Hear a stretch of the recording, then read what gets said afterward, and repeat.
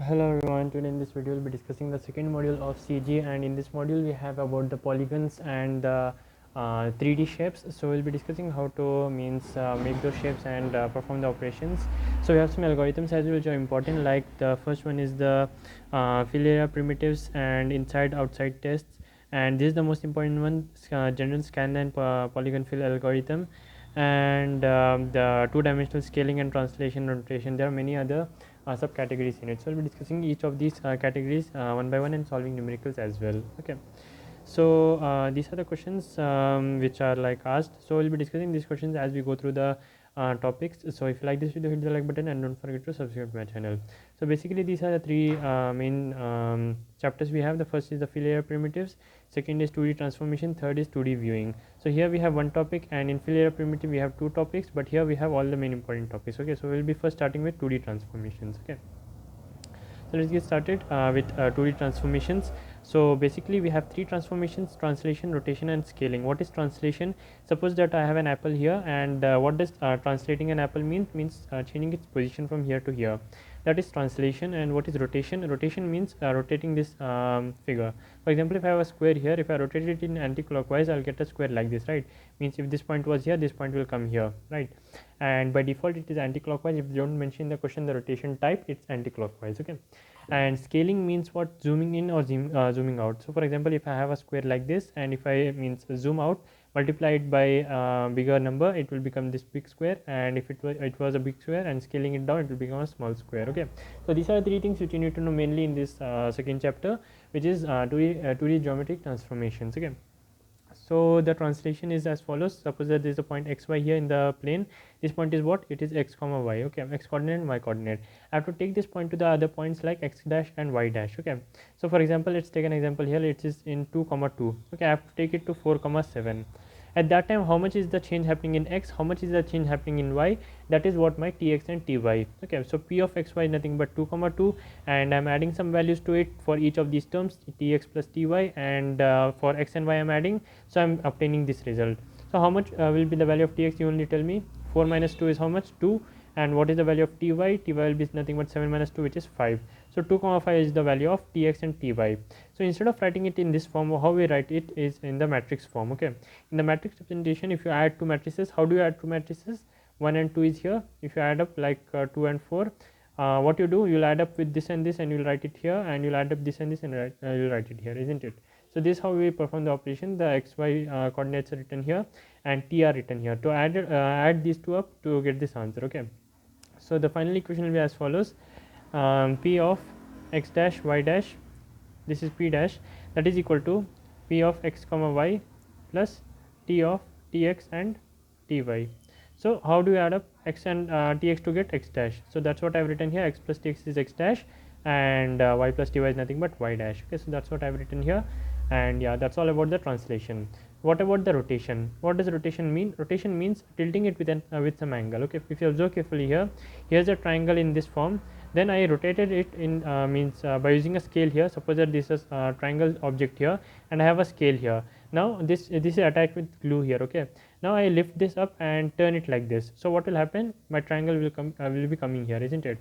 So that's what's happening in the rotation. Okay, this object will be transformed in this form. So if you go to the the lab part, at that time the object will be first in this form. If you rotate it, it will become in this form. Okay, means this rotation has happened and the angle will be specified. Okay, that is known as rotation. For that also some formulas are there. The derivation of this formula is as follows.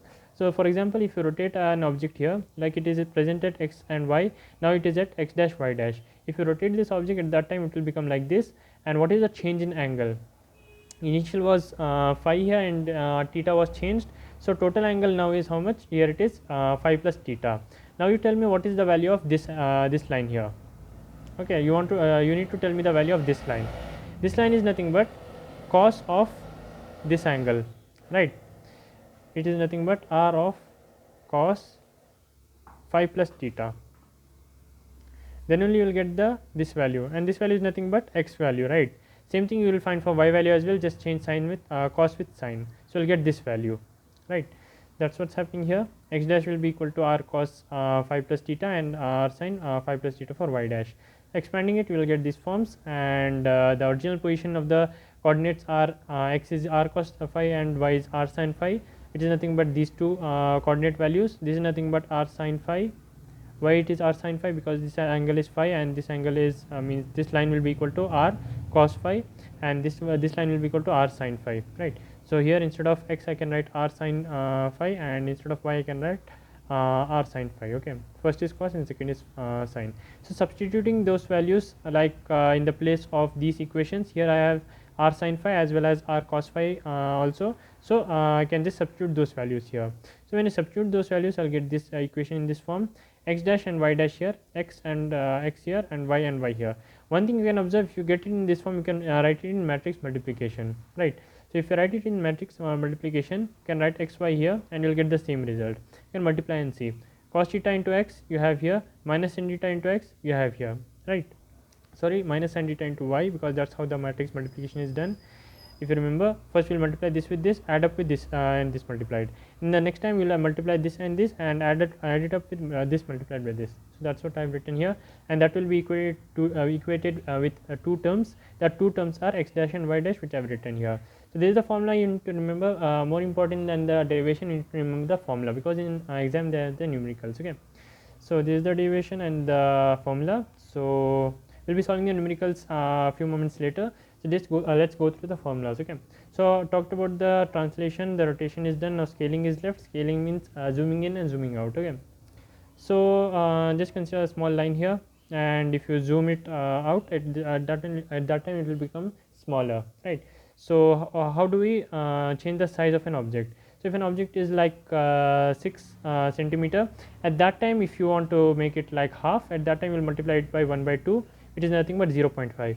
So what is this is nothing but x value, and what is this is nothing but sx value. Means in x coordinate how much value you are reducing. Okay, if you just multiply these two, it will become smaller. Or in other case, if it is like 7 and if you multiply it by 2, it will become 14. So this is nothing but sx, and this also x value. So you are just multiplying it and scaling it either smaller or greater depending on the s value. Okay, so the new terms are x dash and y dash, which is nothing but the initial terms multiplied by the factors. Okay, that's what is known as scaling. And matrix form, it is written as follows. If you can just multiply this and see, you will get the same thing. X dash is equal to sx into x plus 0 into y. That's nothing but sx into x only. Okay, and 0 into x plus y into sy. So 0 into x will not be taken into consideration. What will be taken is y into sy. So these two will be equated to y dash and x dash. Okay, so this is the p dash value, and this is the s value, and this is the p vector. Okay, and for fixed points this can be used. This will be discussing later in the numericals. So for now just you have to remember this one. Okay, to multiply it means change the size or scale the objects, you have to use this formula. Okay, so till now we have discussed the basics of three things: the translation, the rotation, and the scaling. Now we'll be seeing the subcategories in it. Okay, so what are the subcategories? So before subcategories, you need to know what is homogeneous coordinates. Okay, for homogeneous coordinates, what you will do is every equation can be expressed in the form p dash is equal to m1 p plus m2. What is m1? m1 is nothing but another matrix, and m2 is also another matrix. Now it depends if you want to do the translation. Translation means what? Adding some values. If you are adding some values, I need not have any scaling value here. Means a factor should not be multiplied, because same object should be, same size should be translated from one place to another place. Size should not change. So m1 should be 1. So m1 will be identity matrix. Okay, m2 will be the value which is getting added with the initial coordinates.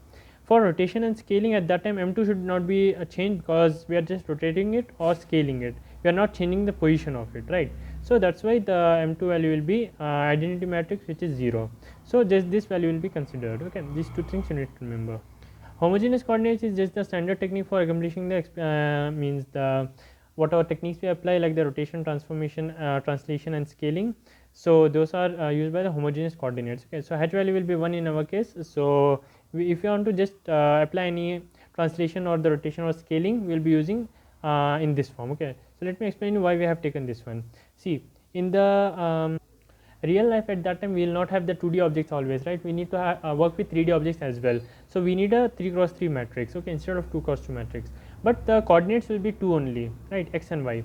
So we are not considering Z in this case, so we are taking it as 1 here, and that's what the convention is there. So we'll be using this formula for in all of the further means the formula derivations. Okay, So for the translation matrix we have three things here.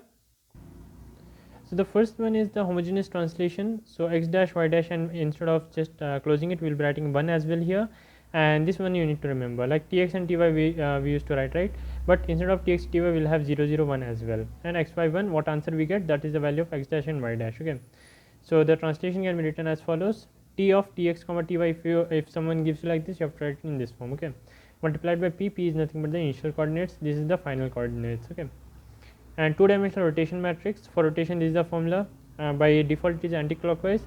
If you want clockwise, just change this to positive, this to negative. Okay, that's all the difference is. And the last one is the two-dimensional scaling matrix. For scaling, sx will be here, sy will be here. This means this matrix multiply with this one, you get the value of x dash and y dash for the new coordinates. Okay, that was the first one, the general formulas for the homogeneous coordinates.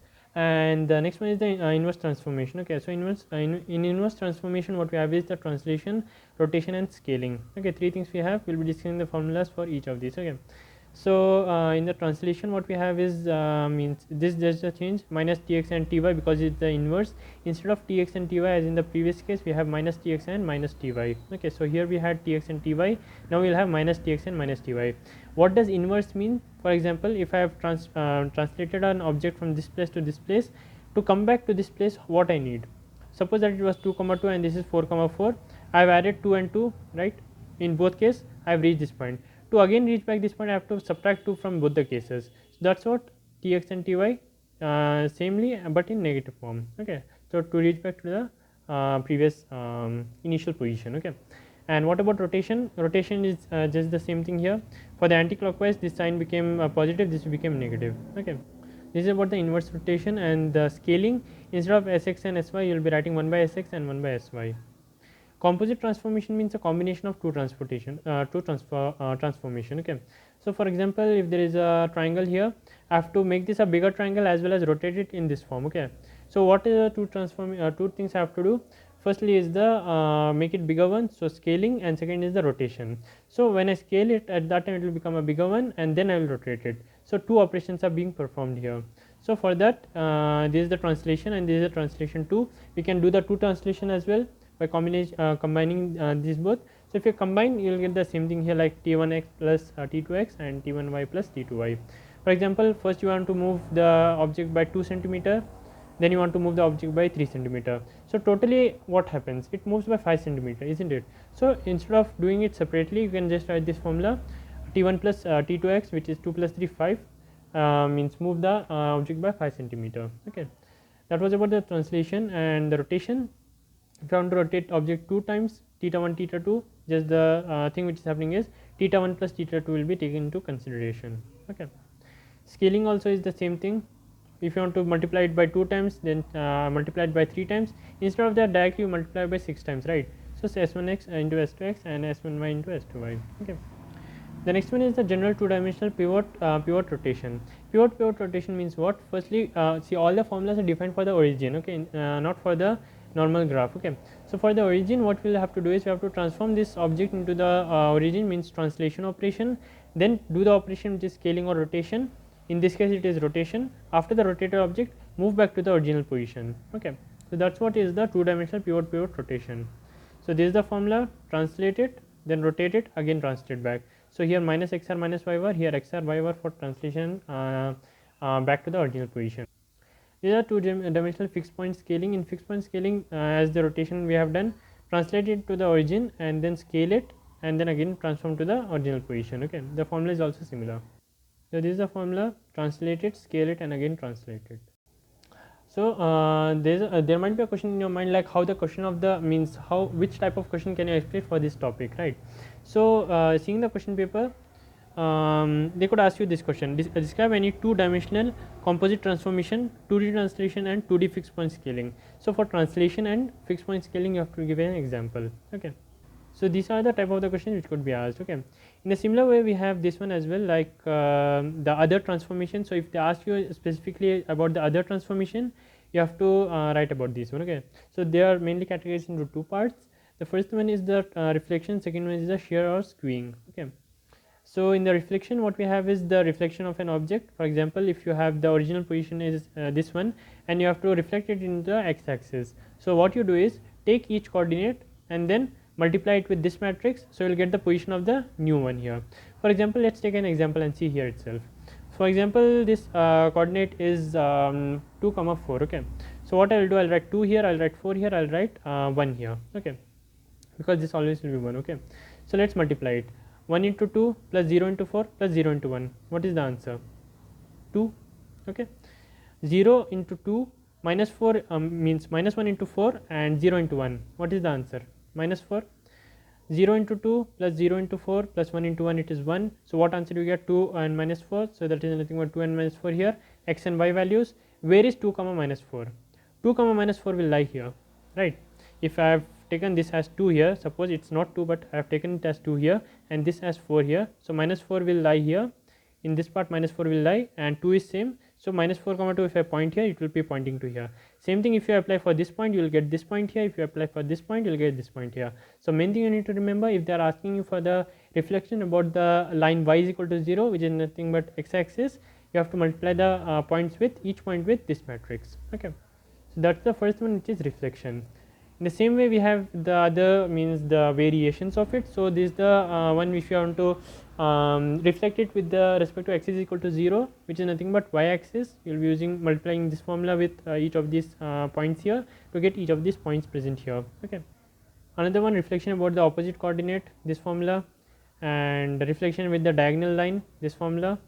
You will be using these formulas, means what formula they ask you, what expectation is there from you, that they will means when they ask, you have to write that one. Okay, the second one is the shearing. Shearing is nothing but, if I give a brief overview of what is shearing, if I have a means a square here, okay, at that time if I just apply a force from this point, at that time what is the final square I get? I will get a square like this, because these points won't change, these are fixed points, so they will stay as such. But what will happen is these points will change, these were not the same position as the previous one, right? So that is the shearing in x-axis. We will have shearing in y-axis as well. So how it will look like, if I have this one, if I put a force from here, at that time it will become something like this, right? Just these points will be changing, because I am applying a force from here, this will be fixed one. That is called as shearing or skewing. Okay, so this is the formula. SHX is how much means change you want, like by 2 points, 3 points, 4 points and so on. So that one you will be applying this formula to find out new points, x dash y dash, x plus sh into x shx into y, and y dash will be y only, because if you are doing it with respect to x-axis, at that time y will not change, right? So here is an example. So here these points will be constant, and here the means the force is applied, so this will be changing the points as follows. Okay, so sh value is 2, so y value is same because the force is applied here. See, as you can see, y value is in the same line, but x value will change, just 2 will be added to the x values here. So this will become 0 plus 2 2, and this will become 1 plus 2 3. Okay, in the similar way we have the equation for y coordinate as well, just the y will change but x will remain constant, as you can see from here, and this is the formula. Okay, so if you are finding this video helpful, make sure you like and subscribe, that will help me to make more videos like this. Okay, so we are done with half of the module. We are moving to the chapter 2, which is means in the syllabus it's chapter 1, which is fill layer primitives. Okay, here we have an important algorithm, which is general scan algorithm. Okay, so before that, if I give you a hint of how these questions will be asked, is about the skewing and shearing. See, these type of questions, see, this is a theoretical question with the help of a diagram explain shearing and reflection. So these are the other ones, right? I have told you there were 2 in other ones, reflection and shearing. So these are theory you have to explain. If they ask you numerical, they can ask like this: give reason to convert the transformation matrix to homogeneous coordinates and shear the polygon. This polygon, 4 points will be given. Here 5 points are there along the x-axis with a shearing factor 0.2. All you have to do is multiply 0.2 with each of these x values, and then find out the new points and mark the diagram. Okay, so that's all what you have to do in the shearing and reflection. Okay, so let's move on to the second topic, which is this one, fill area primitives. Okay, we'll be doing this one now. So what is fill area? Fill area means filling an area. So here is an area, if you fill it, that's known as fill area, and the operations you perform, that's known as primitives. So that is also, that's the basic means the concept behind fill area primitives. And here are some definition concepts, like what is tessellation. Tessellation means here is a object, but it is having wires in it, like it is not filled completely. You can see the empty object here, so that is known as tessellation, and that is the wireframe views. Okay, And to understand the general scan filling algorithm, you need to know what are the different types of polygon. So polygon are classified into two types, convex polygon and concave polygon. What is the difference? If you can see the difference here, each of these angle, interior angle is less than 180 degree, but here there is an interior angle which is greater than 180 degree. So this is known as convex, and the other one is known as concave. Okay, so we can perform the operation just on convex only, not in concave. Okay, concave we cannot perform. So we need to identify the concave polygon and then make some changes. Okay, so I told it in a different way. This is concave, okay, which has greater than 180, which has less than 180, that is convex. Okay, don't confuse. So how do you identify a concave polygon? So in concave polygon, you will have to mark each of these vertices here. See, this is the polygon here. How many vertices we have? V1, V2, V3, V4, V5 and V6. 6 vertices are there, and means line joining V1 and V2 is called as E1, V2 and V3 is called as E2, and so on. Okay, so after you have made this one, how can we identify it? Once you take the cross product of E1 and E2, at that time if it is greater than 0, means if all are greater than 0, at that time it is the normal polygon. Okay, means if means it is convex, or means it is convex. Okay, all are greater than 0 or all will be less than 0. Okay, it is a convex. Then what is convex? Normal polygon. Okay, because all the angles are less than 180, so obviously the cross product will be either all will be negative or all will be positive. But here what will happen, some are less than 180, some are greater than 180, so a combination will be formed when you find the cross product. So in that way you can identify if it is a concave or convex polygon. Okay, the next important thing which you need to know is the identifying interior and exterior part of the polygon. So inside outside test and non-zero winding rule, these are two things. So let's discuss means briefly how this works. Okay, so inside outside test is as in the previous paper. If I show you here, inside outside test, describe about inside outside test, that's asked. So let's discuss how to approach this type of questions. So here what you have to do is, once you get a polygon like this, just take any point. Which plane you want to find out, if it's interior or exterior. If I want to find out at this point, I want to find out this plane is interior part or exterior part. At that time I will start from here, I can move in any direction. Suppose I moved like this. Okay, so at that time how many edges I encounter? One edge, two edge. Two edge means even number. Even number means what? It is the exterior part, and if it's the odd number, it is the interior part. If I give you a hint of how this works is, for example, if I have a square like this, start from here, this is the interior of the square, isn't it? So any part you go, you'll just encounter one edge, so that is the interior part. Okay, but in the other case, if the square is folded like this, okay, I've just folded a square like this. Okay, now if you start from here, this is the exterior part, right? Because I have folded it from the other side, right? So if you take it and go in like this, you'll get 2 points here. Again you'll go, you'll get 2 points here. Go like this, you'll get 2 points here. Okay, so that's how I identify if it's the exterior or interior part. That is the first rule, inside outside test. Second one is the non-zero winding rule. Here what we have, the same polygon is here, just that you'll be making the arrows. You can start from anywhere. Like if you start from here, make an arrow like this, go like this, make an arrow like this, then like this, and like this, like this, and like this. Okay, once you made an arrow, take a point here. Like for example, if I take P1 here, if you go in up direction, it is I guess it is +1, and if you go in negative direction, it is -1. So +1 -1, what answer you get? 0. For P1 you got 0, and for P0 what you will get? First you will get a down sign here, -1 +1 -1. So you get for P0 it is -1. So if it is 0, it is an exterior part. If it is other than 0, it is interior part. Okay, so this is exterior part, this is interior part, that you need to know. Okay, so those are two ways in which we identify the if it's a exterior or interior part. Okay, now we have to split the concave polygon into convex polygon. Why we need to split? Because the functions are defined on convex only, not on concave. Okay, so how do we accomplish this is like given two vertices. So these are the vertices which are given to us. If there is an edge in between, so this I had already explained, right? So consider this as a graph here. Okay, 0 1 2 3 1 2 3. Okay, and this is the first coordinate, second coordinate, third coordinate, fourth, fifth, and sixth. Now what are the edges present? This is one edge, 1 to 0. So since it's passing from 1 to 0, at that time what I will write is 1 and -0. So what is 1 minus 0? That is equal to 1. So I have written 1 here. And what is the y change? Y is nothing but 0 minus 0. So it is 0 only. I have written 0 here. So this row will be 0 here for all the other edges. But how do you find an edges? For example, if you write it here like what is it, 2 comma 1, right? And where is e2 coming from? Here, which is 1 comma 0. So I'll subtract it. 2 minus 1, 1 you have written, and 1 minus 1, 0 we have written. Okay, so this is how you write the edges here. And after that you have to find out the cross product. How do you find out cross product? Is just multiply these two. Okay, 1 minus 1, 1 into 1 minus 0 into 1. What is 1 into 1? 1. 1 minus 0 into 1 is 0. 1 minus 0 is 1. So answer you will get it as 1 here. For x value you will get it as 1. Same thing you have to find out for y value as well. Okay, so y value also we did, so the answer is just 1 here. What you have to write is 0 0 at all the initial part here, and just have to write here 1. Then you will get here minus 2, you will write minus 2, then 2, then 6, and so on. So after you find the cross products, what answer you get as negative value, that should be the edge which we will be cutting out. Okay, means for example, for E2 and E3 I have got the negative value. So what I will do for E2 E3, E2 E3 I will just cut it like this. So what are the two shapes which will be formed? This one of the shape, and the other shape is this one.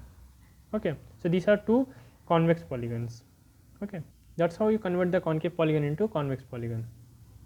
The second is the rotation method. This is very easy to visualize. What happens is, see, this is the figure I have here. What I will do is I will find out which is the point which is aligned with the x axis. This is the point which is aligned with the x axis. So if this point is aligned, the previous point should be what should be happening is, I will be just applying some force from here. If I apply some force from here, what will happen? This figure will come like this, right? Down it will come, and what will happen is this part will be cut, right? V3 part will come down. This part will be coming down in the x axis. So how the figure will be looking like is like this and like this. Okay, and this is V2, this is the x axis, this is V3, and this part will be cut here. So the remaining figure will be like this, right? Something like this. So just I have pushed here, so this figure came like this, and I just cut this part here, okay, with the x axis. That is known as rotation method. So brief information about the polygon table. There are two attributes. The first one is the geometric table attributes, and second is the size and shape and all. Okay, so how many vertices are there that you have to write out?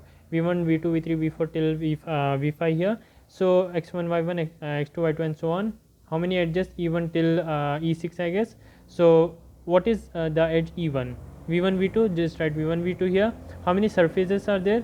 This is S1, first surface, second surface. How many edges are there? E1, E2, E3.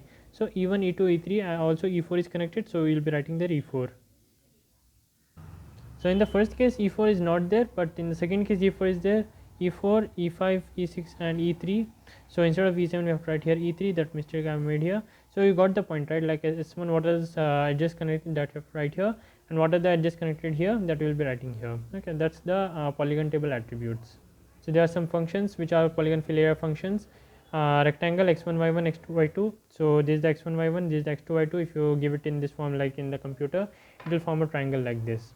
That is the way one. Other way is like just giving an array. In array you will store the values x1, y1, x2, y2. Another way. For triangle also the same thing. Specify the coordinates of each point, a point, b point. And another way is just give an array like this. That will also fetch the same result. And strip, if you write here like GL triangle strip, at that time what will happen? The first three will be forming one triangle, other three the second triangle, and so on. And if you like write GL triangle fan, at that time what will happen? P1, P2, and P3 will be connected. Then P4 will be connected in this form, P5, then P6. So like a fan it will be connected. Okay, that was for the triangles. Coming to quadrilaterals, 4 points form a quadrilateral. So first 4 will be forming one quadrilateral, second 4 will be forming another quadrilateral. If you write here GL quads, okay, and GL quad strip, the first two means the first 4 will form, then the next two considering the previous two, like P4, P5, P4 and P3, P5, P6, it will be connected, again it will be connected if you write GL quad strip.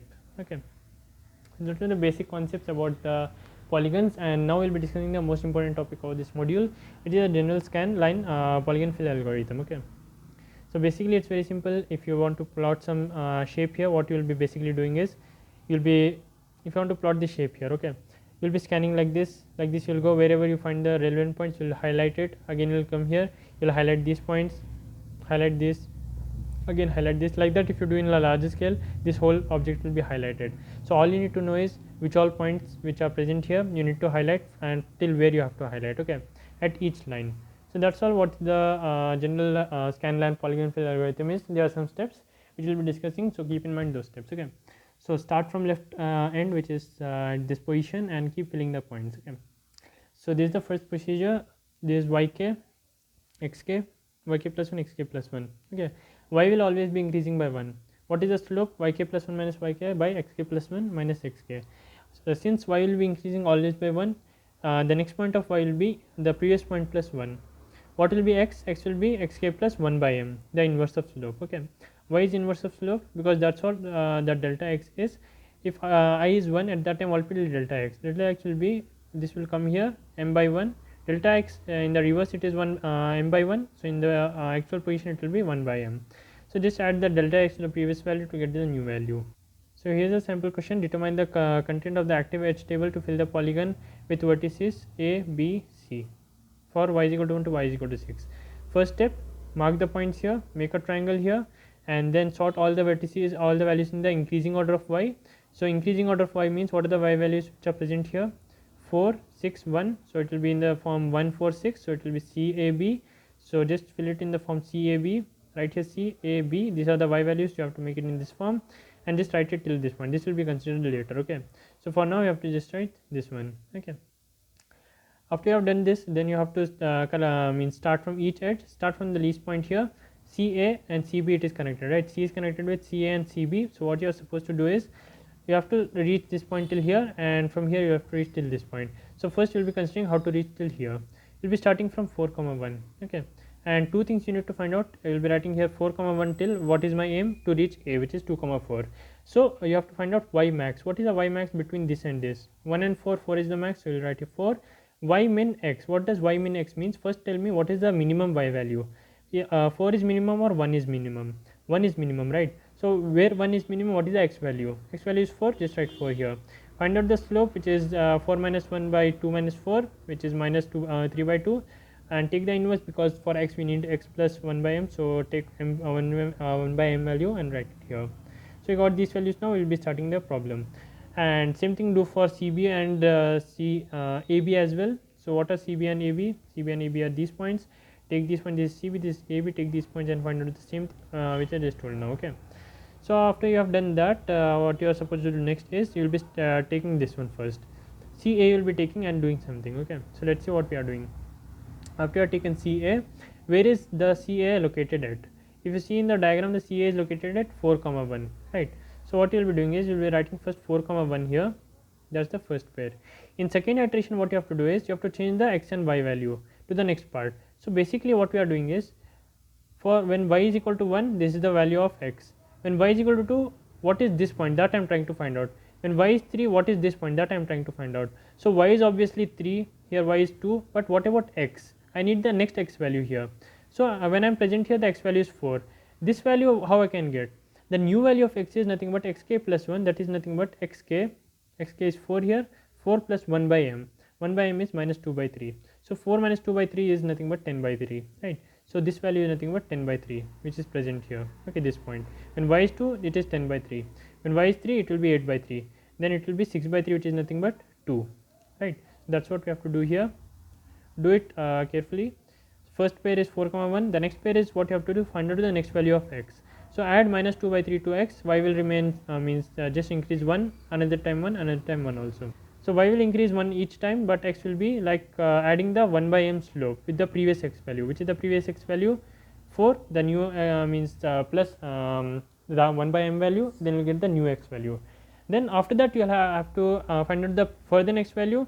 Take this value, add minus 2 by 3, you will get 1 value, add minus 2 by 3, you will get 1 value, until you reach this point. You have to do until you reach 4 comma 6. You have to do sorry, not 4 comma 6, until you reach 2 comma 4, because this is the thing which I am considering. Until you reach 2 comma 4 you have to do, and finally after the fourth iteration you will reach 2 comma 4. When you reach 2 comma 4, your first coloring is, the coloring from this point to this point is done. Next step you have to consider for this one or this one. So you have to do for this one because it is connected with C. Do for this one here. Okay, CB, as you can see, there is no change in x. X is same, 4 here and 4 here as well. Just y is changing. Directly you can write what are the points which will be for 2, 3, 4 and 5 and 6. The points which are present here is 4 comma 5, 4 comma 4, 4 comma 3, 4 comma 2. The same points you will get even if you do the by using the formula. If I show you, if I do the by the formula, what will happen is Since slope is 0, there is no change in x value. X will remain same in all the cases, 4 4 4 4 4 and 4. This y will be changing once, means 2 3 4 5 6. So that are the points which we need to mark. That was for the this point CB, and CA is done. We are left with AB. How to do AB? AB first, see what is changing, both x and y is changing. What is its slope? Find out the slope. 6 minus 4 is 2, 4 minus 2 is 2, 2 by 2 is 1. So each time x and y both will be changing by 1. Y anyways it is changing by 1, but what about x? X will be changing 1 by m, right, plus 1 by m. So what is m? M is 1, 1 by 1 is 1. So x will be plus 1 each time, and y will also be plus 1. So it's pretty obvious what will happen. Just one point we need. This point, what is that? 2 and 4 is there, right? 2 plus 1 3, sorry, not 2 comma 4, yeah, 2 comma 4, this is 3 comma 5. 3 comma 5 is this point, right? See, this point is 3 comma 5, right? When y is 5, this point is 3 comma 5. Again plus 1, 3 comma 5 is there, plus 1, and here also plus 1, it will be 4 comma 6. Okay, so that's what's happening here. So that is the basic principle behind the general line filling algorithm. And how do you write this is, once you find out these values like x, y min and x max and all these things, you have to write it here.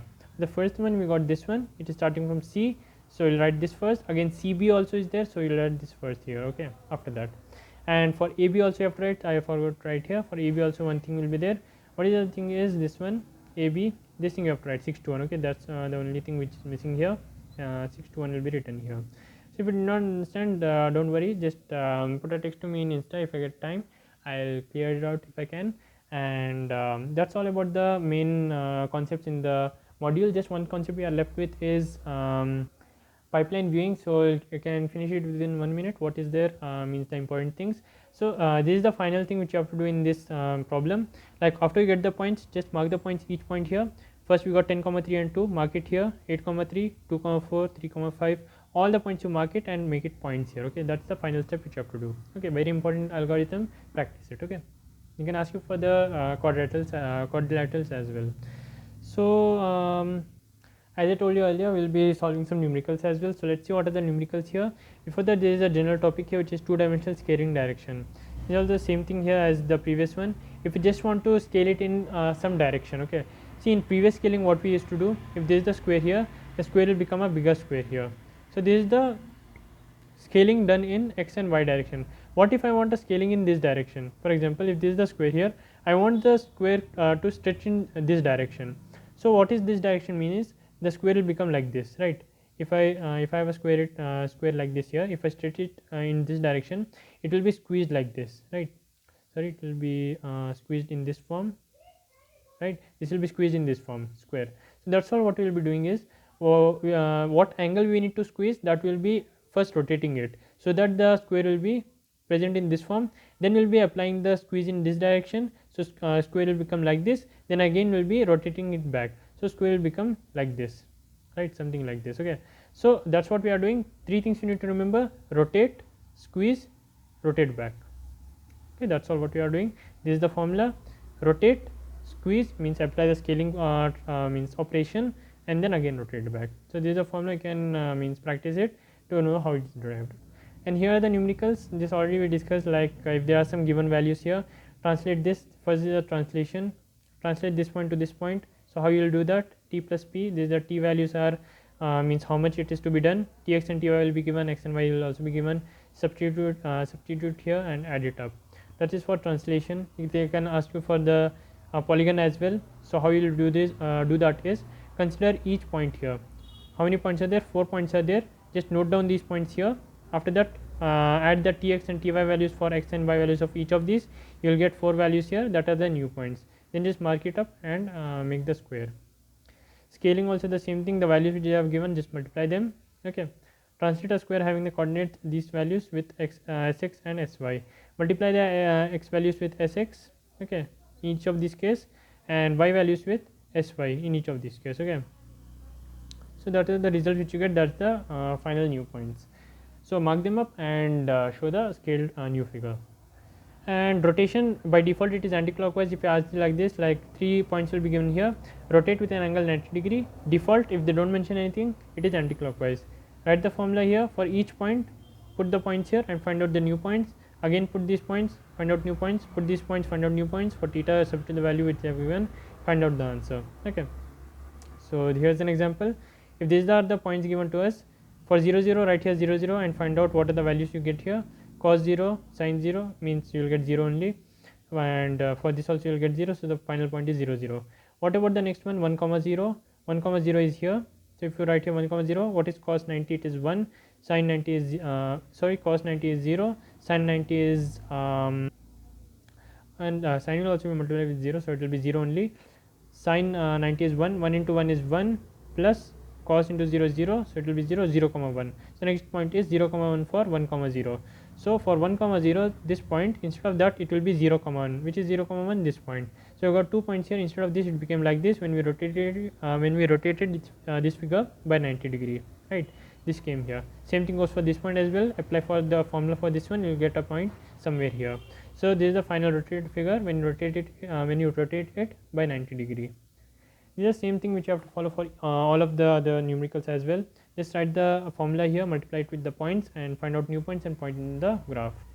So let's go through it. What are the other types of questions which could be asked? Skewing I have already discussed how you have to do. Just multiply SHX and SHY values and find out new points and mark it. Fixed point rotation also it's same. A point will be given here, how much you have to rotate, and what is the angle, here the initial points. For that the first is you need to multiply these three things and find out a formula. When you multiply the xf values with theta values and minus xf values, you will get a formula here. By using this formula you have to find out for each point. Okay, for example the first point they have given is 0 comma 0. So this is the extra step which you have to do. Derive a formula for each of the separate question. There will be a separate formula and values. Sorry, the formula will be same but the values will be different based on xf and theta values. So based on that you will get a answer here, multiply it with the each point and get a final answer here. For each point you will get a new points here which you have to mark in the main diagram. And basically this is same for all the other numericals like composition also and other transformations. Just derive means know these formulas, what you have to write, apply the values here, find out an answer. For each point find out what are the new points, mark it up. Okay, we have a polygon plane equation. So this is a polygon plane equation. There will be 4 things here, ax, by, cz and d. So when you apply the x, y and z values and a, b, c and d values, you'll get a point, right? Means what answer you get, mark that point. Like that only for all the points when you mark it up, like for all the possible values of x and y in the coordinate, at that time you will get a figure like this. Okay, so that is known as the polygon. And in polygon there will be like you can expect question, find out if it is the front face, back face of the polygon or the point is on the polygon. So for that these are the x and y values, x1, y1 and z1 values. For a, b and c these are the values. Expand the determinants and find out this answer. This is the formula. And after that when you simplify it, the front and back face of polygon. What is the front face of polygon? If there is the polygon present here, what is the front face? The front face is nothing but this face, the upper face and this face. Back face is the behind one here and the down one here and behind one from here. So how can you find out if it's the front face or back face? The answer of this one will be not equal to 0, means if it is on the polygon, and if it is in less than 0 it is inside the polygon, back face. If it is greater than 0 it is outside the polygon, front face. So the last chapter is just about the viewing and the functions. What is two-dimensional viewing? Suppose that this is the whole picture here. I just want to see this part here, so I am just cropping it. So I'll just be visibling means this part will be visible to me. How can I crop it? I have to specify y these two y values and these two x values, so that much part will be cropped in this way. So that's what the viewing pipeline is, and for that we will be transforming from world coordinates the picture to the viewpoint coordinates. So these are the steps: modeling coordinates to world coordinates to viewing coordinates to normalized coordinates to device coordinates. So that's all what you have seen in the earlier part of the first module, how to change the transformations. So that's the same thing which is getting applied here. And some functions which are possible are like clipping a window function and the viewport function for carrying out these activities. Okay, so in the exam they could ask the question under this topic as follows. This is the question: describe the different OpenGL routines for use for manipulating display window. Okay, so this is the question which you could expect under this topic. Okay, so that's all basically which is there in the module 2 of CG, and thank you so much for watching. I'll see you in the next one.